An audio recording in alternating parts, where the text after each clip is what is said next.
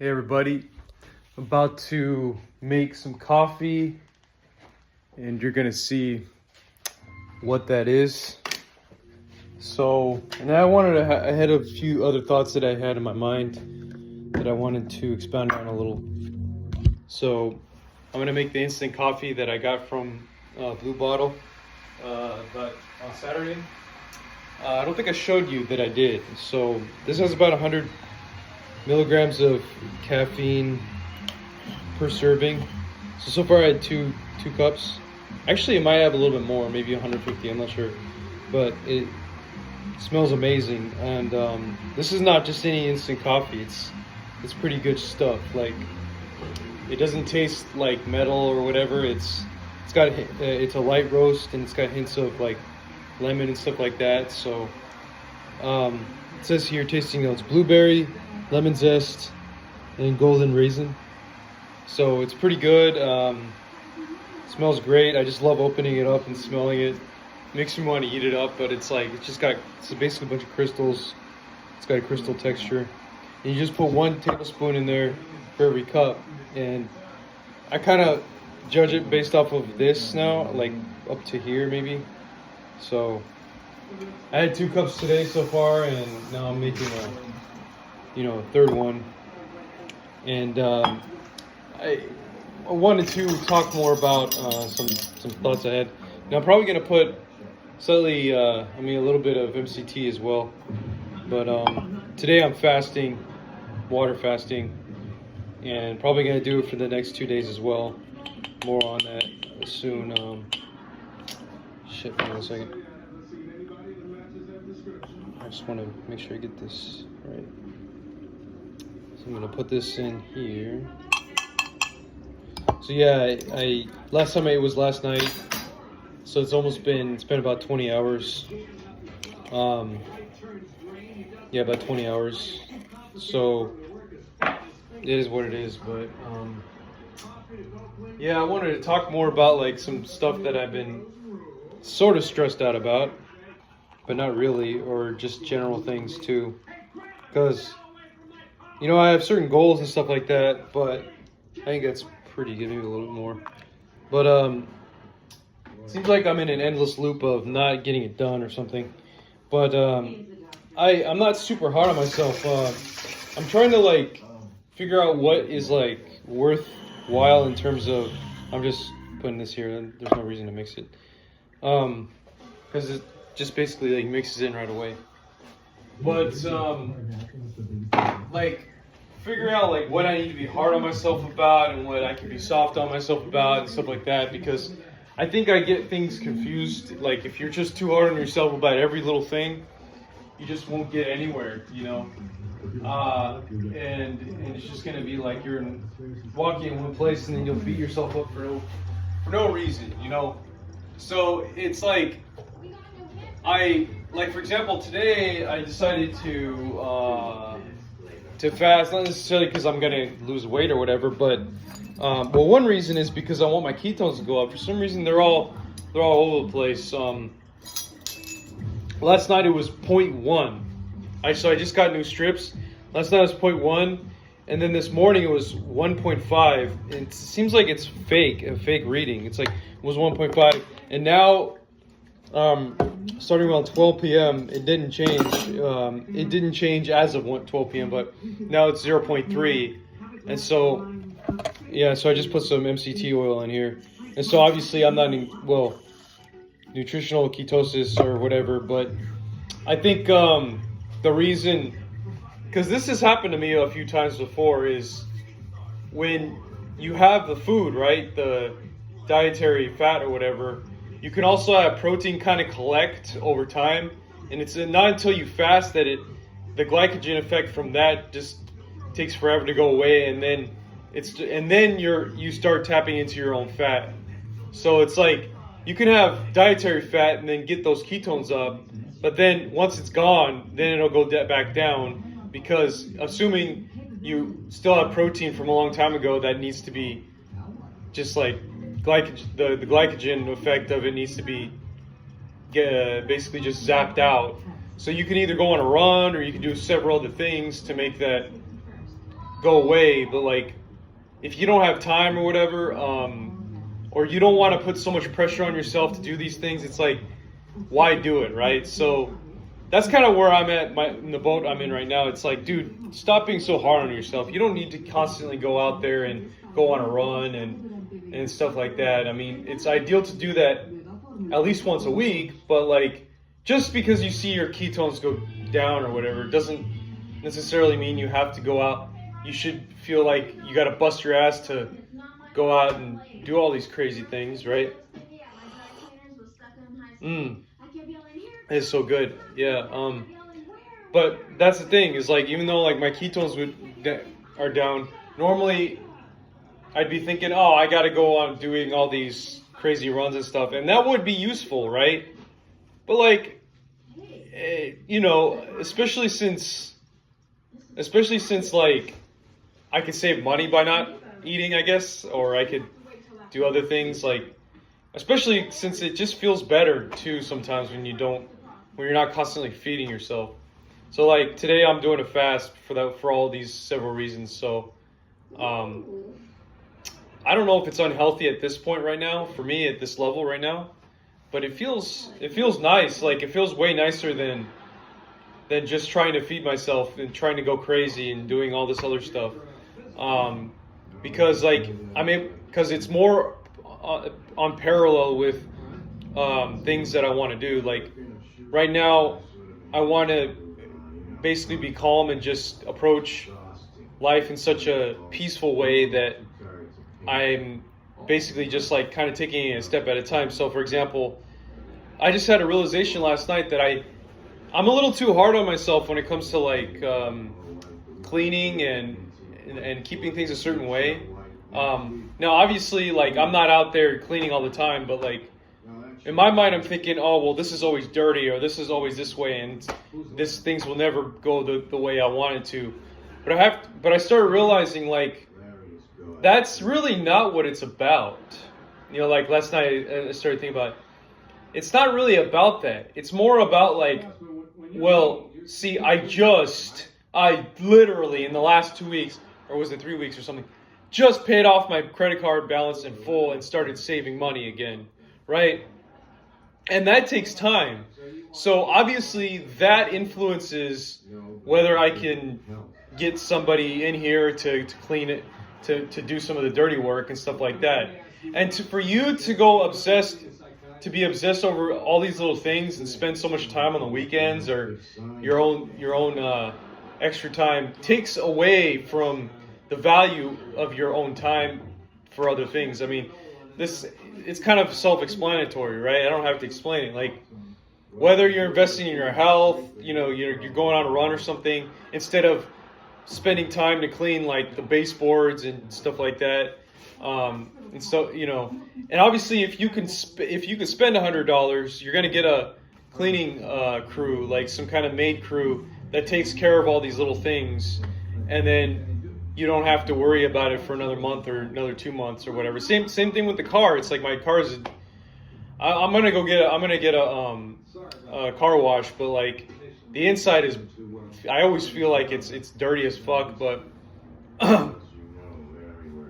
but I mean, everything is so new, and I make sure that I don't have pets or anything, so I make sure that everything is kept in high quality. Or that it's not, I mean, even though it might get dirty, it's still going to be in such a way that it looks untouched or pristine condition, basically. So I just had all these thoughts, and I started realizing, like, I'm focused on the wrong things. Like, if I'm obsessed with those little things, it's like, dude, all you got to do is just be calm, try to do things that are in parallel with what you want to do, and if nothing else, do fasting instead of trying to go crazy at the gym and subsequently play the calorie game. It's like, well, yeah, you can play the calorie game, and I have been playing the calorie game successfully, but again, it's like, it's not necessarily like in parallel with what I want to do, because like once you start doing that, then you create a mess everywhere, and then you start worrying about what you got to do to clean the mess and stuff up, and you think, oh well, I'll never have enough time to do this, and then you got to start, and then you got to use that time to do extra hours for your job, or going on a run, or whatever, and trying to make up for a lack of ketones or whatever. And it's just like, dude, it's better for me to like do more fasting and just try to be more careful about how I think about things, and not be so try to like go crazy for something and be a, just let my mind just wander and go crazy, and let myself just go in terms of different activities. So like when you look at me from the outside, see, this is why I started to be the other way around, because where I'm taking more action and being more caloric and being more like, let's go out and get this ketones up by exercising and stuff like that. The reason why it's been like that is because of the pressures at work. Like when I think about what's going on where I'm just sitting down at a desk, or I'm just sitting down doing something, instead of like where it literally looks like you're just sitting and nothing's happening, and then you got like a manager coming by and making it seem like oversimplified everything going on. In reality, you got thousands of things going on in your body. You can't see it. You got thousands of things going on in your brain. You can't see it, but it's happening. And in the same way, it's like, from that point of view, not in the same way, but from that point of view, it makes 100% sense why you need to really, in the same way that you control your car and not get in a car wreck, you have to control your reaction at any given point, and you're basically your serenity and stuff. So, for example, even if you feel like a tinge of issues with internally, it's like, well, maybe you might have to intentionally go to take a 10-minute nap, or you may have to record a YouTube video like this because to stay accountable, or you might have to, there's several things. Like exercise is not necessarily the answer, although it can, like doing it once a week or something, or three times a week can be an answer. It doesn't have to be the answer to every little thing, right? So whereas maybe in the weeks prior, the months prior, it has been, there's different things that you can try to do to steer in the direction that you're looking for psychologically, and that's going to be run parallel with what you want to do. And instead of getting distracted by these little things like trying to be clean and stuff like that, that don't really have any bearing on the future, because like I can guarantee you 99% of the time, somebody that wants to come in here and is interested in that room upstairs that's currently not being occupied, that I want to rent out, they're not going to care as much about like little pieces of dirt here and there as I would. Of course, I would want to get or like they're not going to care as much about the disorganization of my my finances as much as they just know the room is available and ready for things to be moved in, right? So like, for what I'm saying is, so the things that I'm worried about are not necessarily running parallel to what I would want, the outcomes that I would want. So the goals that I have. So it's just kind of interesting. And so in fact, it could actually go the other way. For example, some stuff like I'm not saying that I overspend, but in the last week or 2 weeks, I've thought about like how the way that I've been spending my money has been generally a good thing for me and for others. Like I got a gift for someone, but that's generally been good. But the thing is, it doesn't run parallel to my goals, and that can be a problem. In fact, it has run almost perpendicular, because now, like some of those things, like now instead of saving, let's say in the last month, instead of having $1,000 to $1,500 saved, which I could have used as a cushion for issues related to possible tendencies and stuff like that, or or things to prepare for, like finding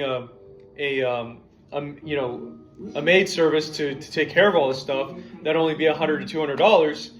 Instead, it's like I'm spending money on like the hazelnut butter, or there's $25 for this. The instant coffee was $25, and it tastes pretty good, and that's not bad. Or like getting some sea salt here just because I wanted to try it out, or just about $10, I think. And then the other thing too, like I got more yerba mate for $25. And then here's another thing that I bought. Because like I'm not made of money, you know, like I don't have all the money in the world, but having that savings is what is going to allow me to start budgeting for things that are important to me. So for example, one thing would be to get that, and then also detail my car, and then also just different things. You never know what's going to happen. I might have to repair something that goes wrong in here. Case in point, there was a rat that came in, and it's literally somewhere in this building, and I have no idea where. So it's just like little miscellaneous things here and there. You have to budget for that, even though you're gonna get money too, but it's like it's if I want to do these things that run parallel with my goals, and that it's not just about renting out the room, right? You have to have a budget for those things. You just have to. Your money can't just be 100% used for yourself or for gifting or whatever, right?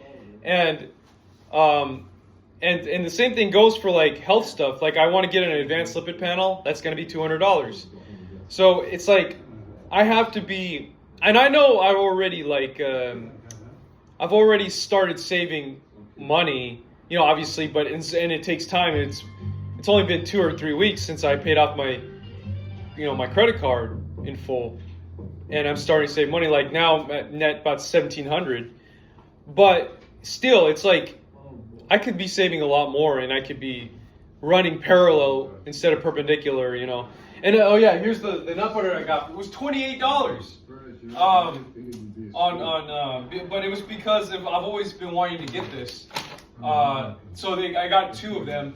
It's a hazelnut butter thing. So right now, it was all off of Amazon. So it was $28 for this. And so I didn't have to buy it. I mean, I ended up tasting this last night. It's really good. And it has really low sugar, less than 1 gram per serving. So, I'm glad I got this. I mean, the nut butter as a hazelnut butter, it almost tastes like chocolate because, I don't know, it's just the sweet receptors or whatever. So I'm just saying that I think that, sure, it's just going to take time to save some money.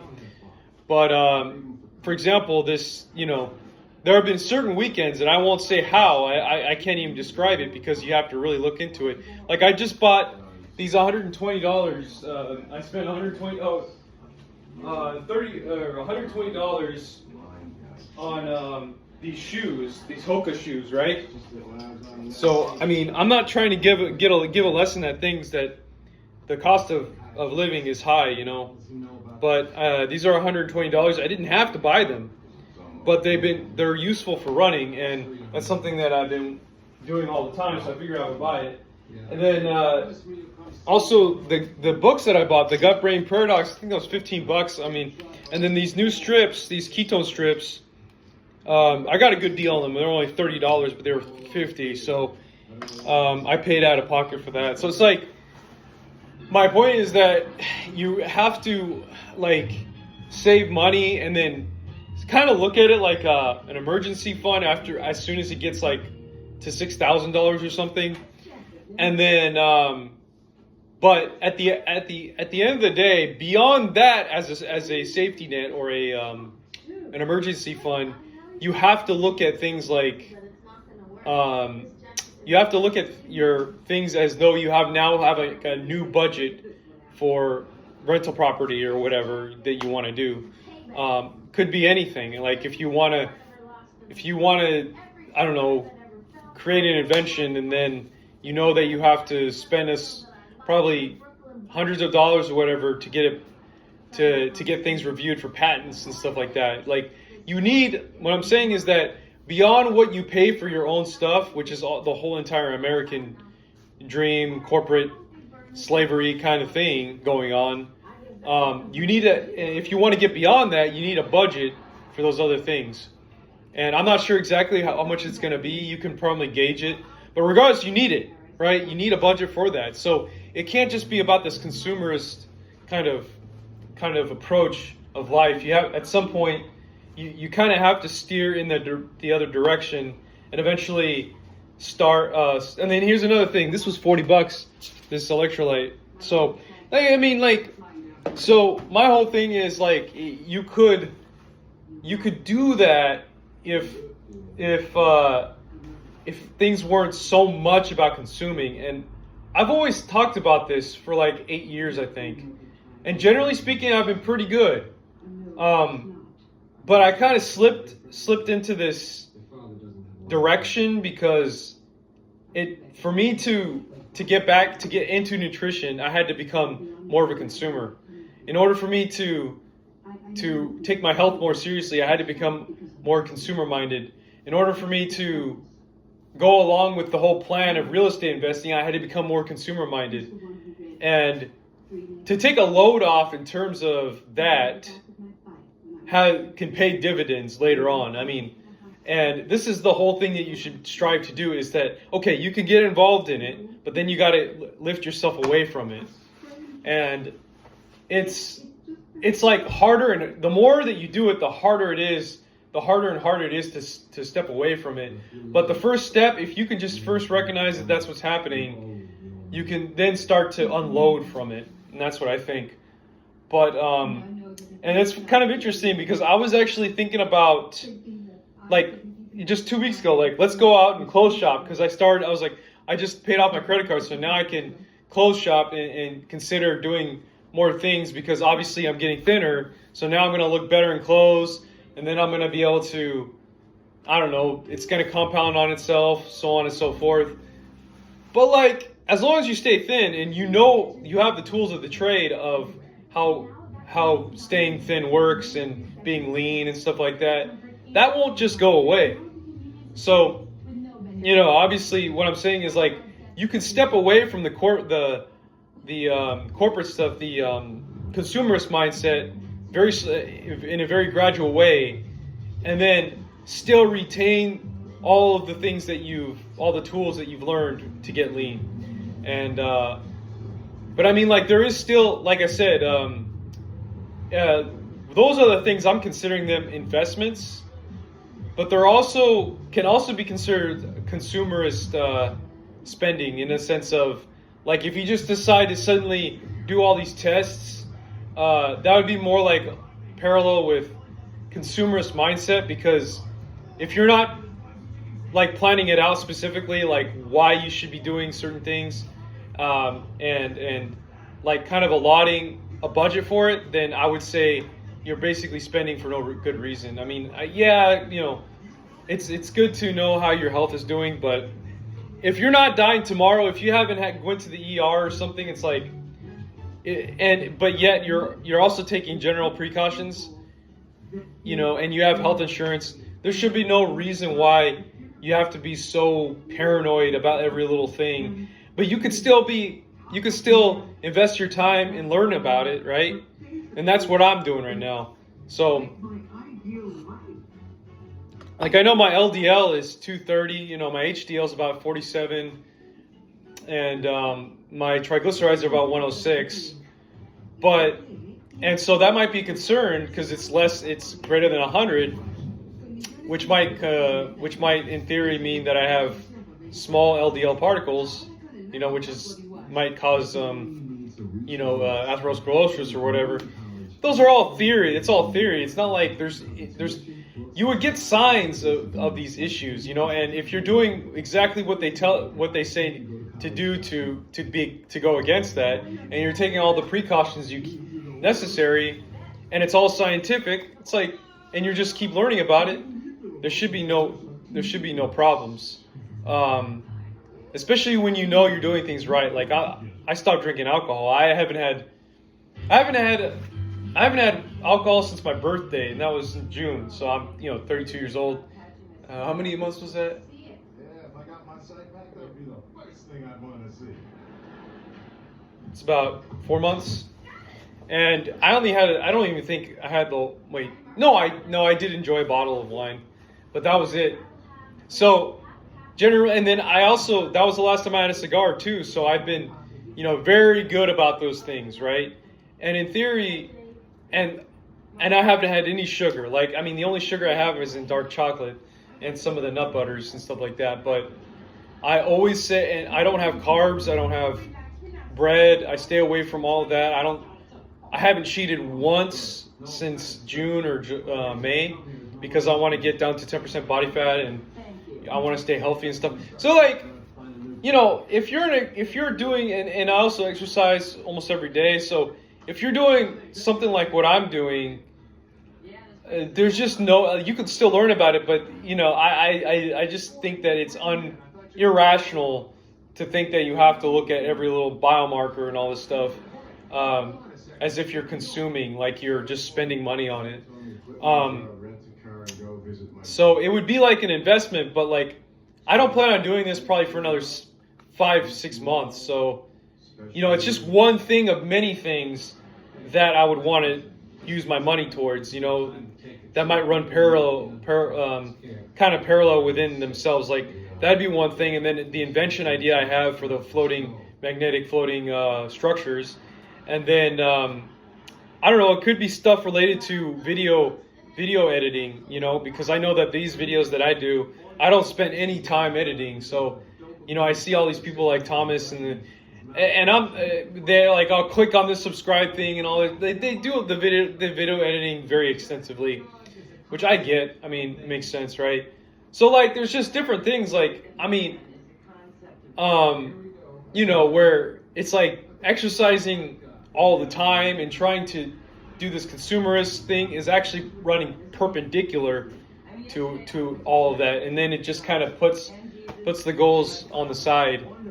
And I'm not saying I'm going to die tomorrow, and that's why I'm so concerned about my health. But obviously, there's just a lot to learn about, and it's all free. So you're curious, you stay curious.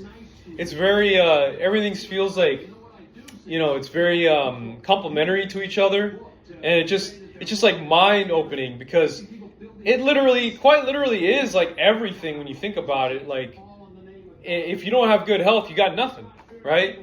But at the same time, things that are a subset of your life that are kind of not so much in the background, but that you want to do, that you actually want to do, are not necessarily have anything to do with health in a direct sense. So it's the main reason to get into health for me was to get to that 10% goal, but also to learn more about it, because I have this insatiable thirst to learn more about it, because I can see how things go in the day-to-day life, and how things unfold with nutritional approaches and how different people do different things. So, but that's neither here nor there. So yeah, this coffee tastes really good. Again, I'm not going to be so harsh on myself about these cleaning things, although I will say that I think that when I get a renter, I need to be a little bit chill about it's going to be in the contract, a little chill about cleanliness, and just say, hey, if you don't like the way that this looks and you think this is dirty, well, I apologize, but I'm going to get a maid, a maid, or whatever you want to call it, cleaning lady once a month, and it's only I hire them once a month, and it's all good. So they should be able to understand. But I'm just I kind of want to look at it from that point of view, because once you start seeing it from, it's just kind of a matter of money, and then talking to people and kind of doing your own thing. Once you look at it from that point of view, you don't have to worry at all. It's why should I worry about this little smudge here, that thousands of smudges here and there that I would have to theoretically spend 6 hours and then and then I wouldn't have any gym time or anything like that, right? But because sometimes I think to myself, if I don't worry about that, then I'm somehow a messy person, or I'm just it just kind of reflects on who I am. But that's complete bullshit, because you can still be like an organized person and stuff like that. In fact, it could be the opposite. What it could actually mean is that you've squared it away, and you don't want to get too involved with something that you're not good at. Just like Mark was saying, Mark Sepacuela was saying, like, oh well, he's not good at cleaning, so it's like he'll just get somebody else, you know. And well, I mean, if you can afford it, that's great, you know. And I think it just depends on where you are in your life and stuff like that. So, but yeah, this is where I am. I got to get back to work. I'm gonna do the overtime like I have been, and then what's next today? Like in theory, I would have gone for a run or something, but it's just not. I just haven't had much time to do that. I mean, on Saturday, I did, like, I kind of made up for some other days, but then I started thinking about it, and I'm like, why should you try to make up for days of exercising? Because I did, in 75 minutes, I ran about 12 to 14 miles. I went crazy. I was just going, it might have been closer to 10 miles, if I'm being honest, because I don't think I ever run that. That's like 6.5 minutes per mile is way too fast for me. I usually do 7.5 minutes to 8 minutes, and even then I'm like done, you know. It's just, so I did that on Saturday morning from at 7:20 a.m. and so because it was earlier in the morning, I'm not surprised if I did do 12 miles in 75 minutes. But I went around the lake and it was amazing. I loved it, but I was thinking in terms of making up for exercise that I didn't do, because the day before I didn't do any exercise. I was like, wait, I just did work and stuff like that. But I think I have to start looking at this a little differently. Like, for example, I think that if I know I'm going to be doing that, I'm not going to have time to do a lot of exercise, and I want to remain clean, so to speak, organized and all that, and not let things get too crazy. What I have to do is just as simple as that, like, just fast for the day. Fast for the day. Try to get that equilibrium mindset, that calmness mindset throughout the day, instead of thinking you have to force yourself to do 1,000 things. And then go about and then do as much as possible for your work. And then during the other times where you feel that you don't have to spend so much time at work or sitting down doing stuff, go ahead and eat, and then do some exercise, you know? Like there should never be one type of thing to do. Like you don't always have to eat, you don't always have to not eat, you know? There's a dynamism that you can incorporate, a healthy dynamism depending upon the situation. And this is what I'm starting to learn. It's like, because like that whole thing where you start to eat it's totally perpendicular. It's not parallel with like a productive day, you know, because that insulin spike just gets in the way, and you're just like, it just makes you feel like shit. And you think that, oh, well, I got to go, after I do this work, I'm going to go out and exercise and stuff. And you're trying to cram all this stuff in, and it's just a big mess. So like, you know, and then you're motivated by your ketone levels, and you're like, eh. But I think it's just the wrong way of looking at things. I think you just have to have that chill mindset to be able to get through the day, and that's about it. Like today would be one of those days. I didn't get that much done so far, but I'm going to be basically working the whole day, and I'm not going to exercise. So that's about it. And whether I'm doing that or I'm doing something else for my own projects, that's what I'm going to do. So yeah, it's interesting. Yeah, the weekend was very fun. I hung out with Melissa. I spent the night at her house 2 days. For 2 days. Was it 1 day? No, just 1 day, but I got there on actually 2 days. 2 days, yeah. So I got there on Friday. It's crazy. The weekend was crazy. On Friday, I I got there at 1 a. Well, technically it was Saturday morning, but Friday night I left to go there. Got there Friday morning at 1 a.m. Then I got up at about 5 a.m. and I dropped her off at work, so I only got 4:30 a.m. I think. I only got about 3 to 4 hours of sleep. And even then, I was willing to do the run, so I did the 12-mile run, working off of 4 hours of sleep, after having dropped her off because she was doing overtime at her job, manufacturing. And so once that was done, she's just like, let's go out and have fun in San Francisco. Let's do stuff that you like, Baker Beach and all that. So I had my Bulgarian bag, and I think you've seen me use it. I have two versions, a 25-pounder, 50-pounder. I just brought the 25-pounder.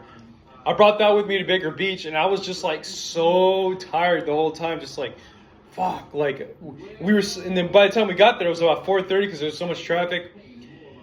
We slept in the car for an hour and a half before getting out and actually going to the Baker Beach, because it's like a 30-minute walk down a bunch of steps. And I was bringing my 25-pounder down there. And Baker Beach, I think it's like LGBTQ friendly and stuff, and I think you could get naked too. I think it's like a nude beach. I've seen some transsexual or something, naked there, just laying down reading a book. So yeah, I went there. I did my Bulgarian bag for a little bit. Maybe I'll show you a few pictures of me doing that. Might as well, yeah.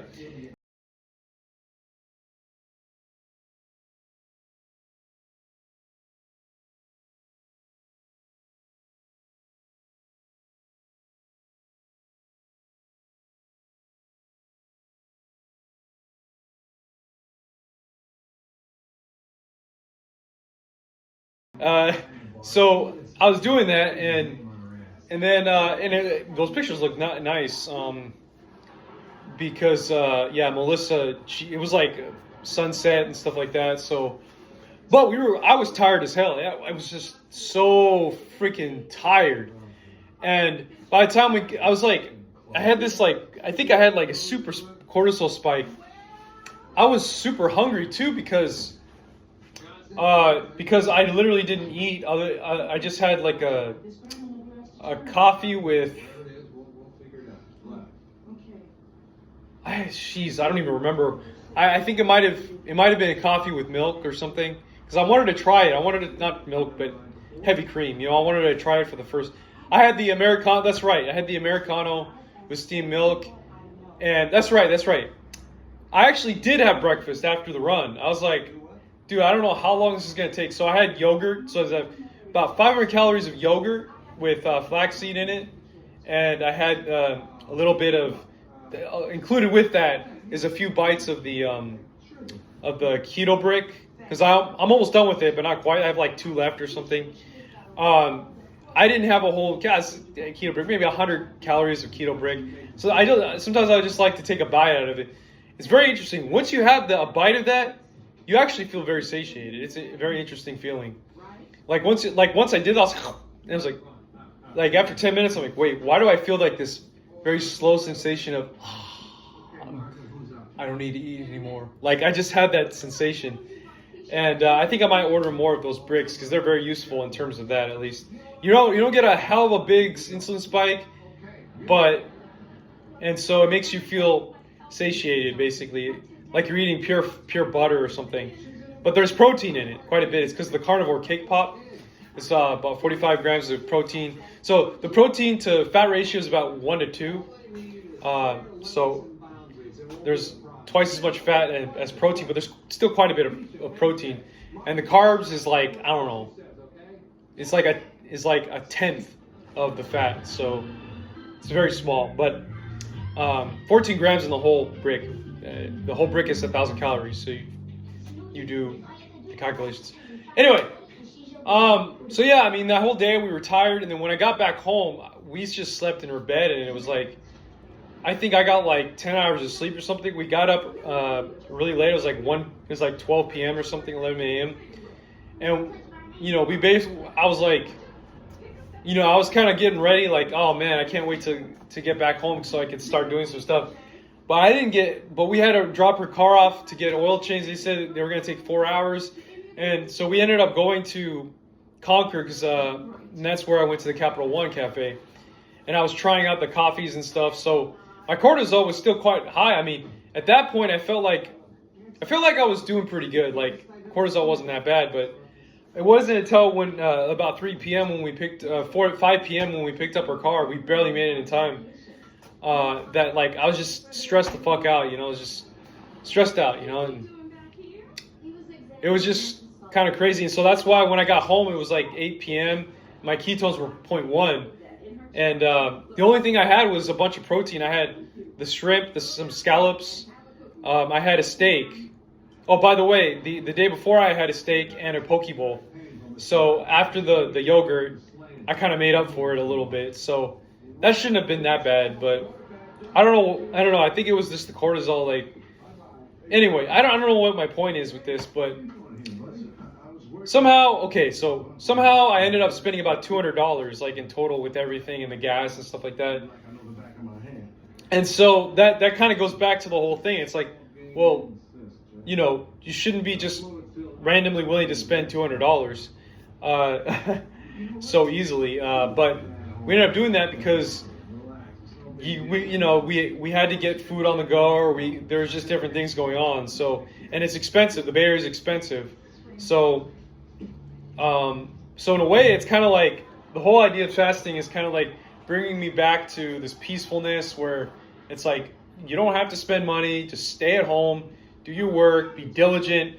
There's no pressure for you to, you got a renovated house, you like it the way it is, you can wake up, just take your time, make your black coffee, fast, just get back to equilibrium and just try to minimize that cortisol, just try to, you don't need to go work out. What's the point? Like, even though like yesterday, I didn't do it. Obviously on Saturday I did that Bulgarian thing, but Sunday I didn't do any exercise, so it's like, oh man, maybe I need to make up for it. No, you don't need to. I don't care if I have a 0.3 ketone level. You don't need to, dude. I don't know what it was about coming home last night around 9 p.m. I was just beating myself up. At 8:30, I was like, I just not beating myself up and literally, but just very hard on myself about stuff. And then it took me a while to calm down and say, dude, you're gonna be fine, man. Just chill the fuck, just chill out, man. And so I looked forward to having this the next morning, and I got good sleep. I think I took some magnesium, but. And then I woke up and I saw, I just started doing my work. And, Mark from Mark's Epic Weight Loss said he opened up my package, the gift I gave him. So I'm so glad he likes his stuff. The thing is, though, I wasn't sure what he was going to think about the sardines. I hope he tastes it. But it's okay if he just decides to throw it away because, yeah, they're somewhat expensive. But if he wants to, like, give it to somebody, that's fine. Those sardines, they're called Bar Harbor. Very delicious. Top-notch quality. I love it. And it just tastes so good. And I think he had some of the dark chocolate I gave him and stuff. And he said he liked it. So I'm sorry, Mark, I didn't give you a reply yet, but that's because I've been busy. But obviously now I'm doing this vlog or whatever and just to explain things. So I'm going to upload it, get back to work. I hope to respond to your message by tomorrow morning. I don't know how it's going to work, but we'll see. So thanks for watching. I'm not going to cook food today. My goal is actually to do a 3-day fast. And part of the reason is obviously because of the lack of exercise, right? But partially it's to try to do things in parallel, And it's just like to be eating every single day all the time is not a bad thing. It's like you got your calories in, and it kind of to be able to to exercise on a somewhat regular basis is important. But like I have to remember, like I still have these other things that I want to do. And fasting, not every single day, but in a way that doesn't screw up your caloric rhythm, so to speak, but also that you could do enough of, is what is going to allow me to run parallel to the goals I have. Anyways, thanks for watching.